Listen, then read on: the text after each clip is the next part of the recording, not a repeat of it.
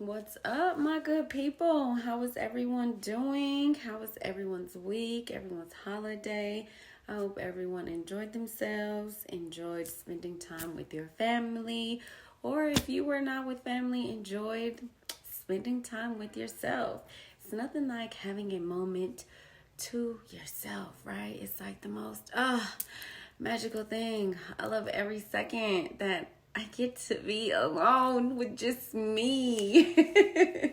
But anyways, I'm glad you guys have returned. I hope you guys enjoyed last week's episode speaking about how to heal yourself from all of your trauma. If this is your first time tuning in, well, hello and welcome. Come and get some healing with Divine Healing Poetry with, of course, me, Summer, your girl.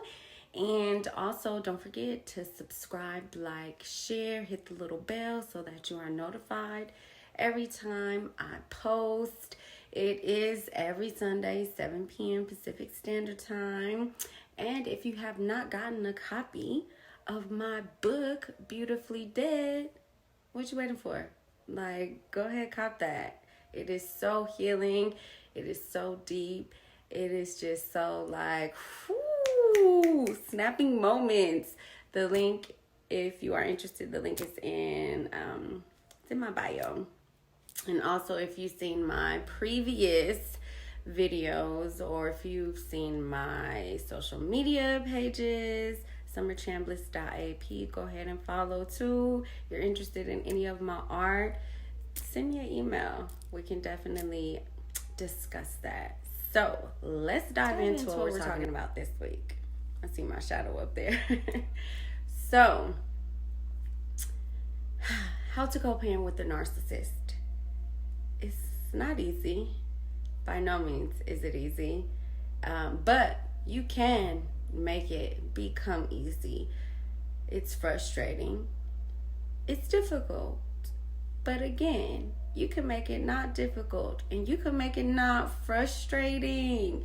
And I'm going to tell you how, because I co-parent with a narcissist. My children, their dad, he's a narcissist. And it was difficult up until I decided, fuck that. It's not going to be difficult no more. Like, I'm not playing your game. No. You're going to play my game. And my game is called No Stress on Me. I maintain my energy. And if you have a problem with it, I don't care. I don't care. So, y'all know I got my notebook. So, when we think of co-parenting, the main attribute to co-parenting is what? Communication and being cooperative. A narcissistic person doesn't know how to effectively, respectfully communicate, nor are they cooperative at all. So, how can you go about dismissing all of that and making it become cooperative? I'm going to share. I am so going to share, and I can't wait to tell you guys because it was a very aha moment. It's like a light bulb went off. Reasons why a narcissistic person does not feel the need to be cooperative is because they have this grandiose image of themselves, meaning they see themselves better than everyone else. So if you think you're better than someone else, you don't feel the need to be cooperative because it's like, I'm right, I'm better than you, and you're gonna do what I say, right? That's how they think. And if you are unable to come to an amicable agreement, the main thing that is so important, and I cannot stress this enough, you guys, the main thing that's important is what matters to the child.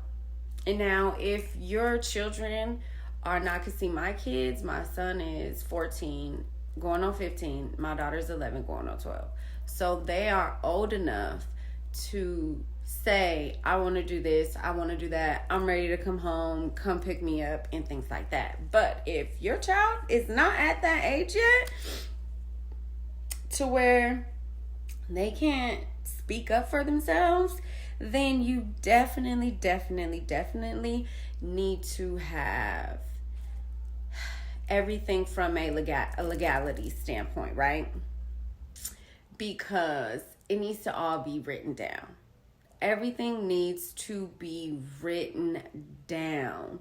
Because if you have a schedule and everything stipulated through the courts, and the narcissistic parent does not abide by that, okay, well, here now, let me go ahead and enforce these rights right here, and let me go ahead and invoke my rights. And sometimes you gotta do what you gotta do, and that means call the police. And if they bring it to that level of where you have to call the police because they're not being respectful of, one, your time, one, what the courts have to say, well, then you have to put aside their feelings, because you have to remember, a narcissistic person does not care about how you feel. So why should you care about how they feel? No, you matter and the child matters. They're not going to respect your time. They're not going to respect your schedule. None of that. So you have to respect your time. You have to respect your schedule. And you make them respected by you respecting it. So if it comes down to your child hasn't returned home at the set time, and now keep everything in writing. Date it. Timestamp that joint. Be like, okay, today is this day. You're picking up our child at this time and dropping him off at this time. And now if that child is not back by that said pickup time, okay, now I'm calling the police. Because, and one word that does not fly in court is when you say absconded. So that's when you say, I feel you've absconded with my child, I'm calling the police. They will either, one, be like, oh, I'm bringing the child home, or they won't respond. And that's when you need to stand on what you said. Stand on that boundary. You call the police, get your child home. And I bet you next time they ain't gonna play. And if they do, guess what? You keep doing it over and over and over again until they get the point that, okay, she ain't playing. She ain't playing at all. So from a legality standpoint, a legal standpoint, have it all in writing. Have it all in writing, because that is protecting you. And people can say whatever they want to say, like, oh, you got the cops, you did this. Yes, I did. And the reason why you have to be okay with standing firm in your boundaries is because a narc's need for control it's common, but it's frustrating. And I know this firsthand because y'all know I always love to share my experience, so that because I relate to it, and I know so many other people relate to it as well. So a couple weeks ago, my kid's dad, he was out here. My daughter had a performance at her school, and he was going to pick them up. And it's like, okay, they have school the next day though, right? And so we are on a schedule. My son has to wake up like 5:40, 5:50. School bus comes to pick him up by 6:30.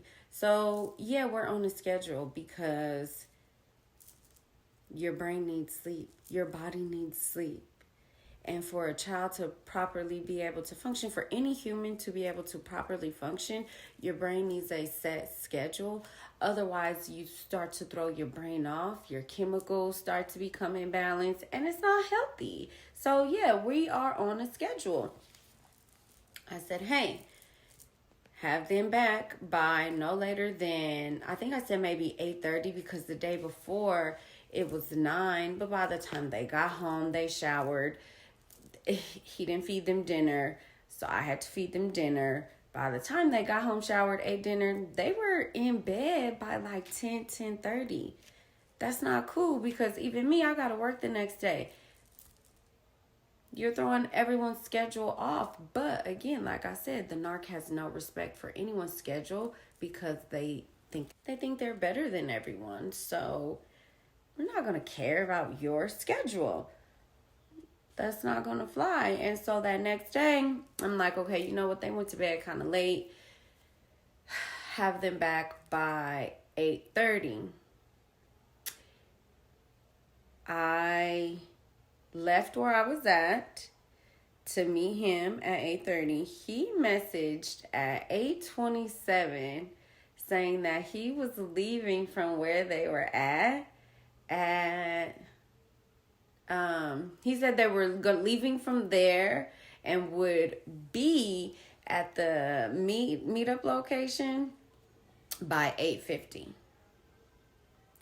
He did not leave from where he was at, and it was on the other side of town as well. So that's like about a 30-minute drive. He did not leave till 9 something. Inconsiderate, disrespectful, pretty much saying fuck you. I said, okay, I see you. So I messaged him and I said, you will be bringing them home now. I will not be there meeting you to pick them up. You will be bringing them home now. Do you guys know? He went and sat at the meetup location he got there around 9:30. Now remember, the kids were supposed to be dropped off at 8:30. He got there at 9:30 and sat there until 10. Now this is just a narcissistic person trying to exercise control. You're not controlling me. I already said you need to bring them home. So you need to bring them home. And now even our son had expressed to him, 1, he was tired, and 2, he was ready to come home. His dad did not care. And again, this is because they have this grandiose image of themselves, and sometimes they even think themselves to be better than their own children, which he displayed this behavior by not caring about your own child, not having any empathy. And narcissistic people don't have any empathy for other people. And so you're displaying these behaviors to your child, letting him know you don't care about how he feels and you don't respect what he's saying. And so that let me know right then and there, okay, definitely will be moving differently next time you are out here and it's during school, because you don't care about anyone's time or schedule. The kids did not get home until about 10. And I know that they sat there because I have my kid's location on my phone. That's how I know they left that late. And that's how I know they were sitting at the meetup location for a good 30 minutes. Which for me, that is not okay. And so I knew in that moment, okay, it's time for me to move differently. And so how can you avoid things like this? Well, one, like my therapist always says, you need to handle them like snakes. You put your gloves on and you handle them. So I knew in that moment, okay, I will handle this and you very differently next time you are out here visiting, and this will not ever happen again. So another thing that narcissistic people do when you have to co-parent with them is since I realized that, just talking to myself, thinking like, how can I avoid all of this? Because it's not healthy for me and it's not healthy for my kids. Like, I'm not about to sit and have this back and forth dialogue with you. I'm not doing any of that. So I'm going to control myself. I'm going to control my behavior. I'm going to control the entire situation. And hold on, y'all, let me read this. Oh, yes. And it's important that you control your behavior and how you feel, because the narcissistic parent loves to use their children as emotional pawns. They love to even emotionally abuse their children, and they love to even mentally manipulate their children. And I'm going to share another story with you guys that just happened this past week. So, and this is why it's so difficult why it can be so difficult co-parenting with the narcissist, because he messaged me, and we have to talk on this app, because that is my boundary that I'm putting in place. Because for one, you're not about to be harassing me with phone calls. You're not about to be texting me outlandish things, even though he still did, y'all. It's mad crazy. And so if I ever took him back to court, these conversations we have through messages on this app, it's all recorded, and I can just pull that up. So it's not someone a text message how he can erase a message. No, it's there for record keeping. So y'all gonna roll when I tell y'all what he said, what he did. So he messages me with the title of our daughter's name. I open the message and it says, I just wanted to talk to you about Nava and her being on TikTok and her wearing mascara and her press-on nails.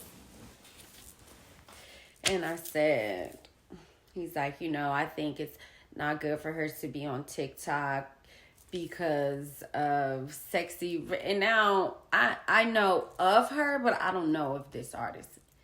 But see, this is just from a narcissistic's viewpoint, his perspective, right?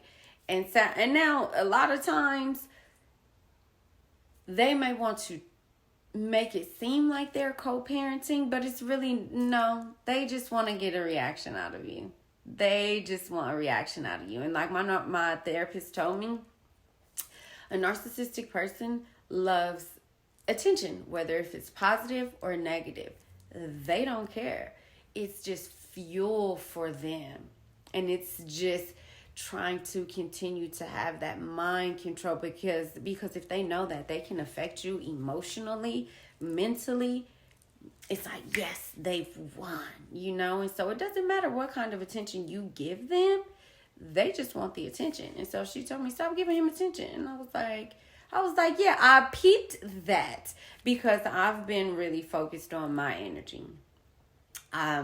I love my energy being peaceful, being happy. Like, I've done way too much self-work to allow him to revert me back to the old Summer.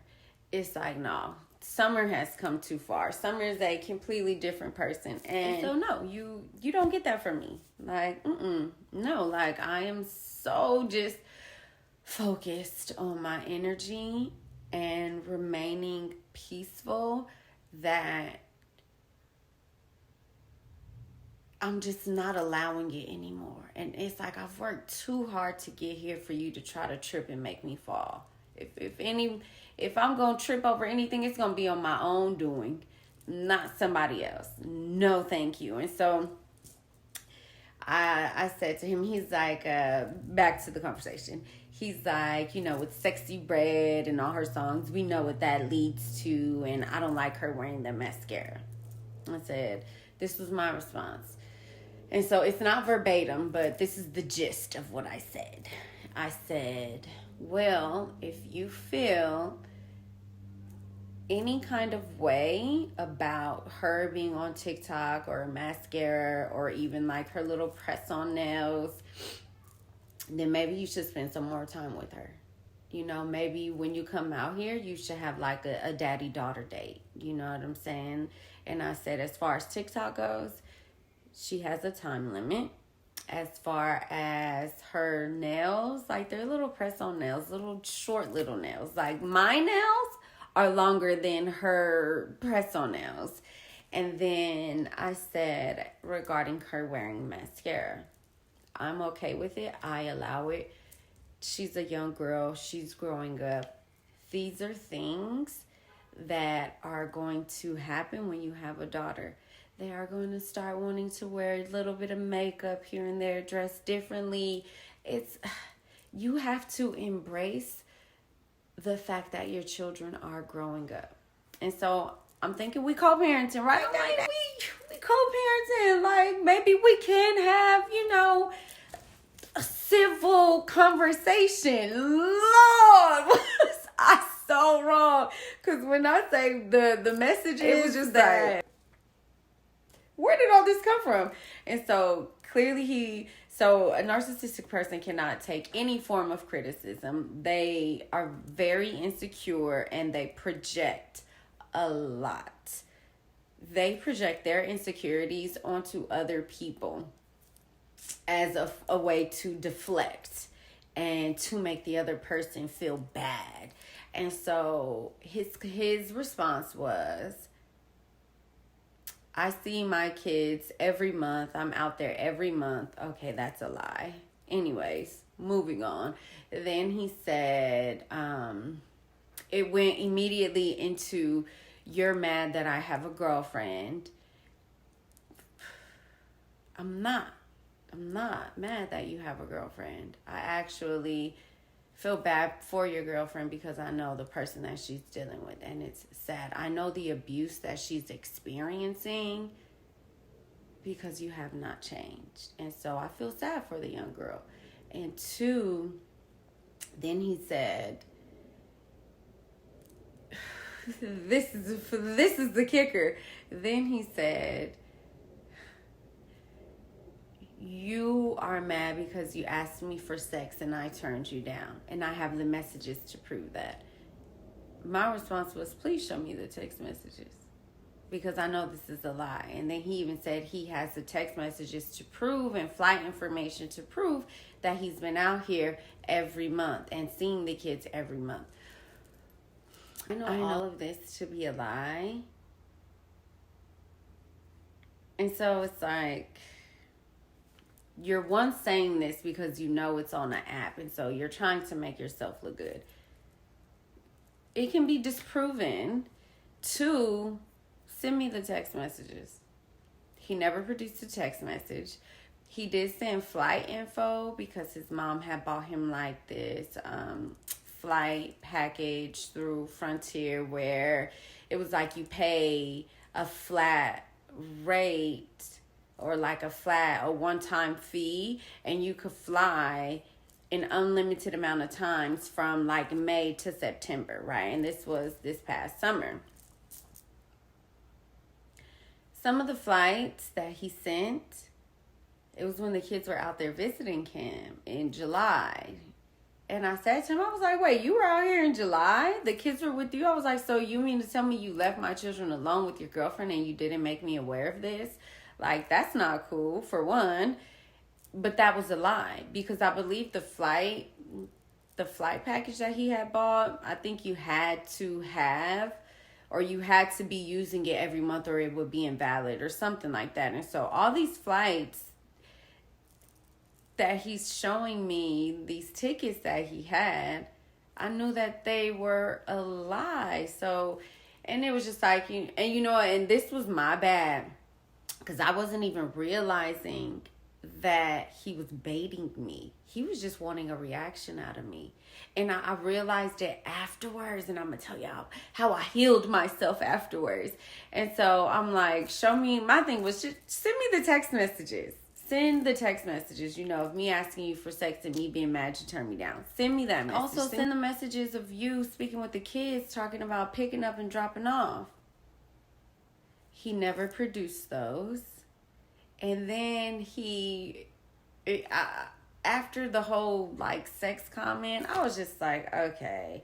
I'm just laughing, but it's like, I'm giving you attention. And so I stopped myself, and I just messaged him back, and I was like, okay, so this is comedy now. And so the gist of what I said was, this is comedy now. I want nothing else to do with it. I thought for a moment we could co-parent and we could have an adult conversation, but I see that you're still the same person and I want nothing to do with this. No. And so he messaged back a bunch of times, but I haven't opened them, and I'm not going to open them because I don't care. And so afterwards, I said to myself, because my energy was disrupted a little bit, it was just that icky feeling, It's like, I just subscribed to something that I don't want to subscribe to. I just gave you attention to some shit I didn't want to give you attention to.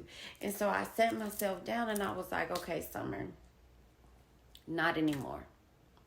You will not allow him, for one, to speak to you this way. You will not engage in any type of dialogue that is outside of a pickup time, drop off time. That is it. I have nothing to do with this. As far as this like co-parenting thing goes, for one, you don't support your children financially.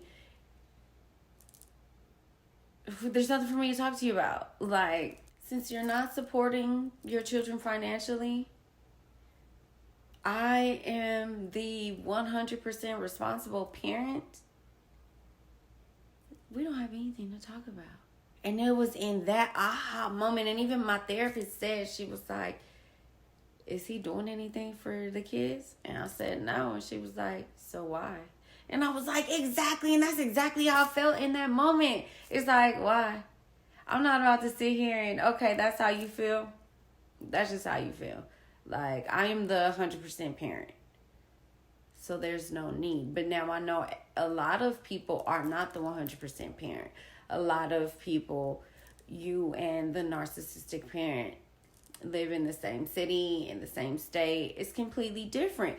But that's exactly why you have to have those boundaries set. That's exactly why you have to have everything written down legally.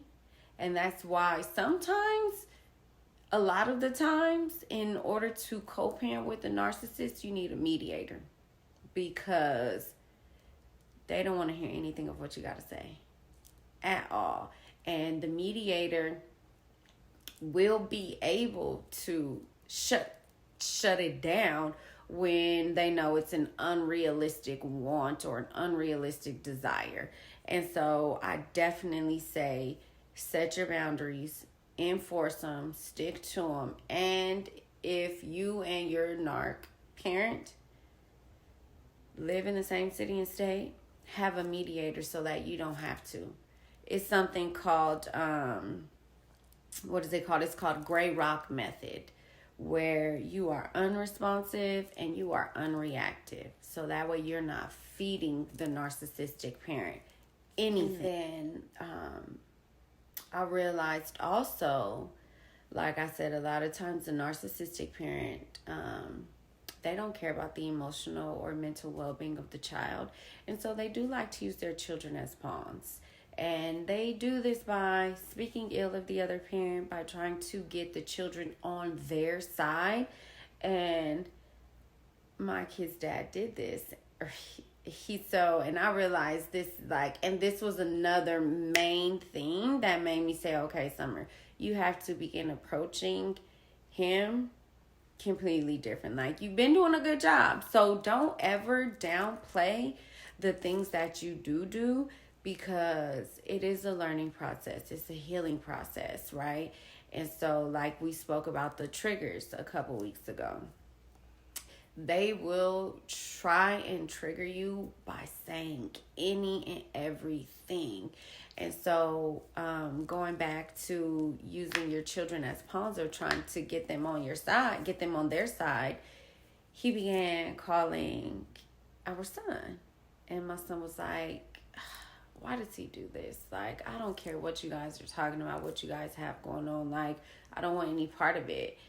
And I just began thinking, like, this is my fault. Like, I take blame for it because I should have controlled myself. I should have controlled how I responded by not saying anything. Not saying anything at all. But it's okay. Lesson learned. Moving on. So I told my son, don't answer the phone. Like, I'm not going to allow him to emotionally and mentally abuse you guys. You know what I'm saying? Like, you have nothing to do with this conversation. And so then he starts calling my daughter. I told her same thing. Don't answer. Don't anything, because I know he just do is try to badmouth me or try to get them on his side, right? And it's like, there's no sides. They're our kids. You know, like there's no choosing mom or choosing dad. It's not that. Like, they're our kids. And so later on that night, he called my daughter and she was like, it's Dad, can I answer? And I was like, if you want to, But again, like I always tell them, because even as children of a narcissistic parent, you have to, and it's hard for children because they're innocent, and when they see their parent, it's like they feel they have to respect and honor that parent. But if your parent is a narcissist, you have to begin to put boundaries in place. And so that's what I've been teaching my kids to put boundaries in place, because he always wants to talk to them about things that's outside of them as a person, as an individual, and that's not okay. And so I always tell them, if he's talking to you about something that you don't want to talk to, you just tell him you don't want to talk about this. And you just say it over and over and over until he moves on. If he doesn't move on, then you just end the phone call. And so he, of course, began to ask our daughter questions, and I was sitting next to her, and my daughter got so mad at me for doing this. And I realized after their conversation, because it's not to ear hustle, it's not anything like that, but I'm a mother, I'm going to protect my children. And so if I hear him bombarding them with questions and they're saying repeatedly over and over that they don't want to talk about it, bombarding them with questions and they keep repeating themselves over and over that they don't want to talk about it, then I'm going to step in and end that phone call, because you're not about to mentally and emotionally abuse my children. And so that's why I sat there. And so I could hear him asking her, don't I come and see you guys every month? And she said, I don't want to talk about this. And he said it again. I don't want to talk about this. He says it again. And she says, I said, I don't want to talk about this. I don't want to talk about this. And he started to laugh at her. And he was like, ha ha ha, okay. And then he began to talk about something else. And I knew within that moment that, okay, my 11-year-old daughter is strong enough to stand up for herself. And I don't have to sit here and protect her. And so when she got off the phone, she did vocalize to me. She was like, I hate when you do that, this is that and the other. And I said to her, I said, baby, I only do it to protect you because you are a child and you are not able, or I thought that you were not able to protect yourself and vocalize how you feel. I was like, but girl, you can. So I was like, moving forward, I will never, because I see that you're able to stand up and, protect yourself in certain situations. And so I was like, I will never do that. You handled yourself very well. And I'm very proud of you for standing firm in your boundary.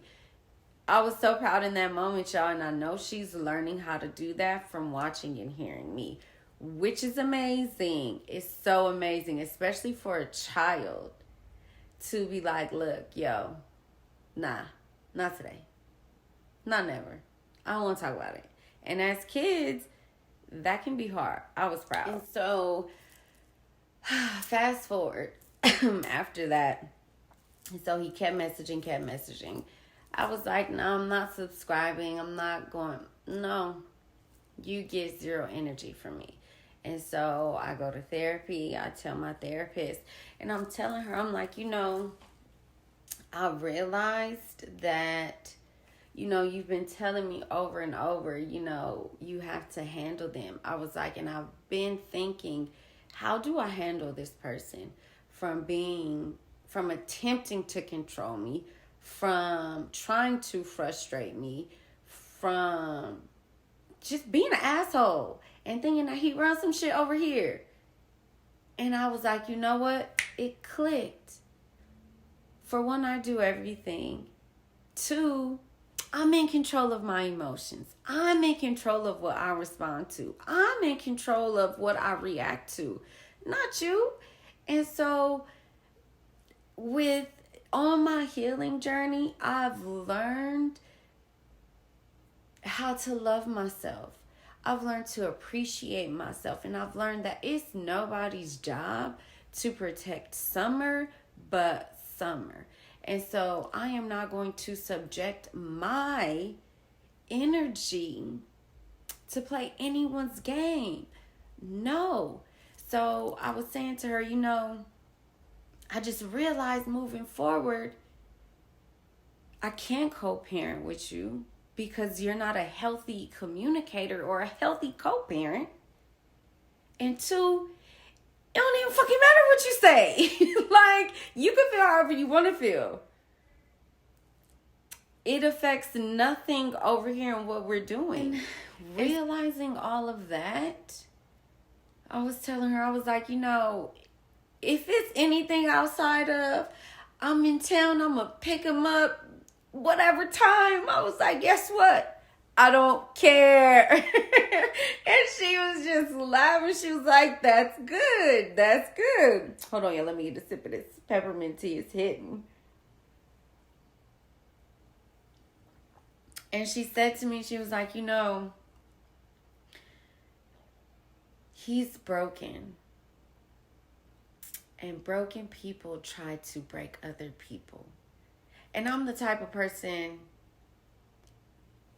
I don't give a shit why you did anything. I'm not here to understand you and why you do the things that you do. I don't care. And I told her that. I was like, I don't give a fuck. I was like, nah, I don't give a fuck. Like, I don't care. Like, I'm not about to sympathize with someone who has zero empathy for me. I don't want to understand why you do the evil shit that you do. For me, it is just evil, and there's no reason for anyone to do anything evil. Right? Like, we're all human. There's no reason. There's never a reason. Even if someone is being so mean to you. And see, this is just me on my healing journey. There's never, even if someone does me dirty, I'm not about to stoop to your level. I'm just going to leave you there and peacefully remove myself. Because that's where I'm at now. I am so heavily focused on maintaining my goddess energy that anything that is sent to disrupt my peaceful, loving goddess energy, it's not for me. It's not for me. So when co-parenting with the narcissist, you have to put the children's feelings above everything. And so that's where I'm at with it now, because that's what matters. You know what I'm saying? Like, you set your boundaries and you think about what matters to the children. And so now the way that I'm operating, and like, okay, the holidays just passed, right? And he's messaging about, oh, this is his year, whatever. And I'm like, okay, no, this is my year. We have plans. I'll let you know the time you can pick them up. I'm talking to the kids. I'm like, what time you guys want to go over there? Because it doesn't matter what time I want you guys to go over there, because it's not about me. It's about you. So what time do you guys want to go over there? And they said, well, everyone's going to be there around 12, so 12:30. And, people move late. And I'm like, all right, 12:30, cool. I messaged their dad. I'm like, you could come pick them up at 12:30. Our daughter may want to spend the night, so she has an overnight bag. If not, drop her off when you bring our son home. That's it. That's all I have to say. And then now my son, he's like, well, if dad doesn't drop me off, or he's going to bring me late and I'm ready to go, will you come and pick me up? 100% I definitely will. You know why? Because the children, that's the only thing that matters. 100%.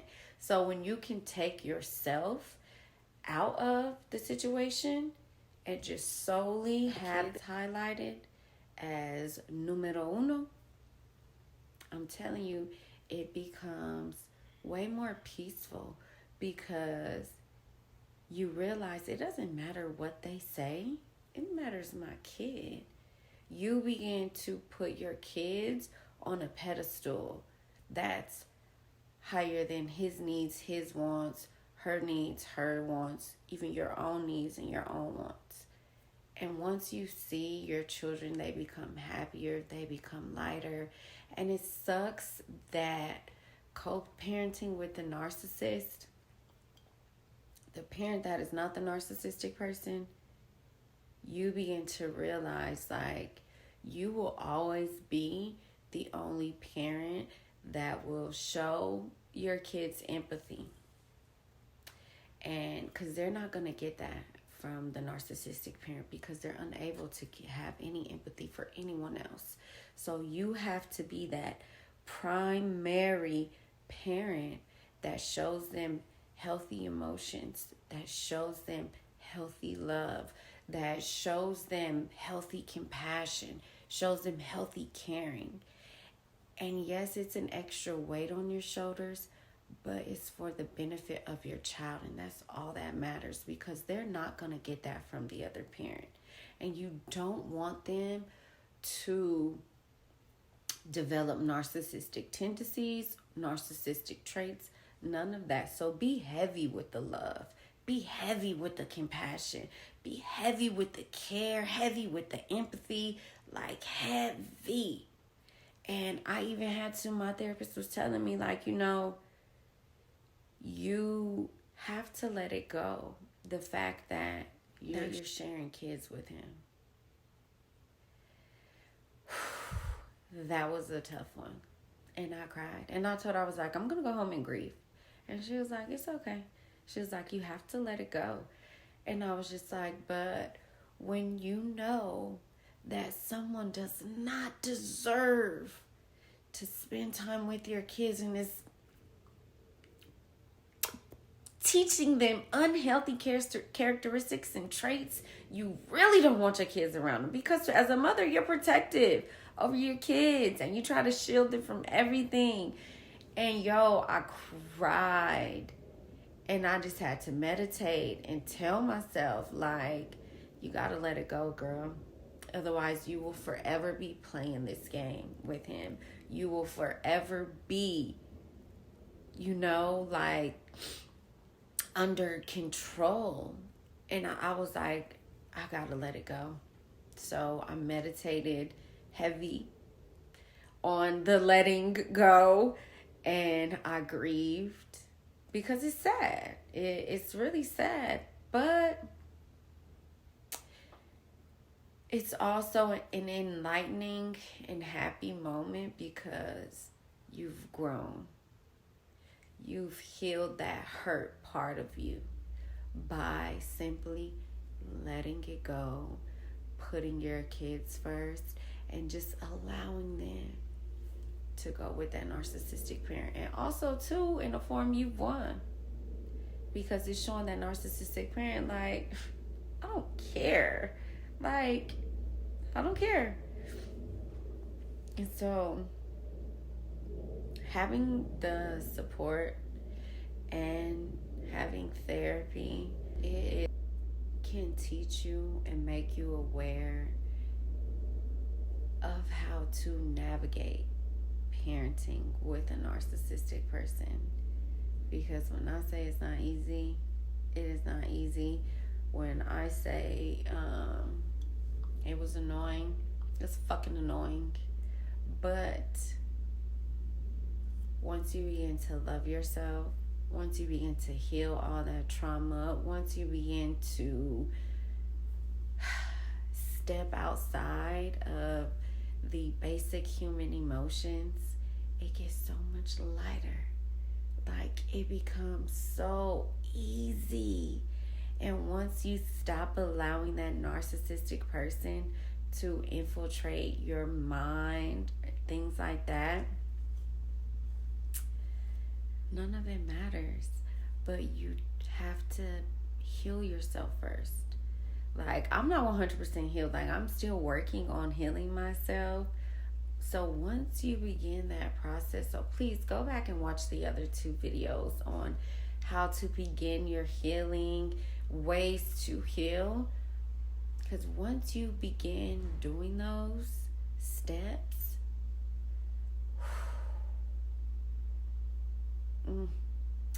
and I'm shutting my eyes because the feeling is so sweet. Like, I never knew life could be bright like this by simply just not giving a fuck. Like 100%. Like, I don't give a fuck about any of the outside shit. I give a fuck about me though.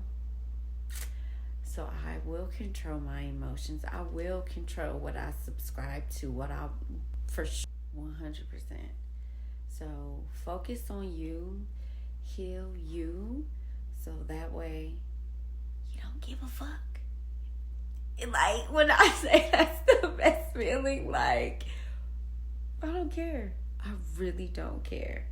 And once you don't care, you are going to blow that narcissistic person's mind. They're going to be like, she don't care. Like, yo, when I say the gray rock method, being unresponsive, unreactive, just like a rock. No emotion, no facial expression, nothing. But please believe when I get home, I'm going to be laughing, smiling like, ooh, you handled that shit. You did that. Applaud yourself because you did that shit and you deserve peace. You deserve peace of mind. You deserve peace in your home. You deserve peace in your heart. And your kids deserve that peace. So let that other parent, let them go ahead. Let them go ahead. You ain't gotta, you can open the message. You ain't gotta respond. You ain't gotta say nothing. Remember who you are. And if you've forgotten who you are, you know what? That's going to be my next video. How to remember who you are. Steps you can take to remember that strong person inside of you. Once you've got him or her back, whole new beast has arrived. So I just want to leave you guys with a message of have love, have compassion for yourself. I always say give yourself grace, meaning it's okay when you mess up. It's okay. Tomorrow's always a new day. Tomorrow is always that chance for you to think about, meditate on the previous and take that lesson and say, okay, how do we grow from this? How do we evolve from this? Pay attention to your energy. Pay attention to the way that you feel, the way that things make you feel. And if it's no feeling of what you like, what you want, what's conducive to you and your elevation and your growth, that shit has to go. Remove it from your life. I love you guys. I hope you enjoyed this session with me, Summer, your girl, Divine Healing Poetry. Remember, every Sunday, 7 p.m. Pacific Standard Time. My book, Beautifully Dead. Go ahead and hit that link, get you a copy so you could get you some divine healing too. Love you guys.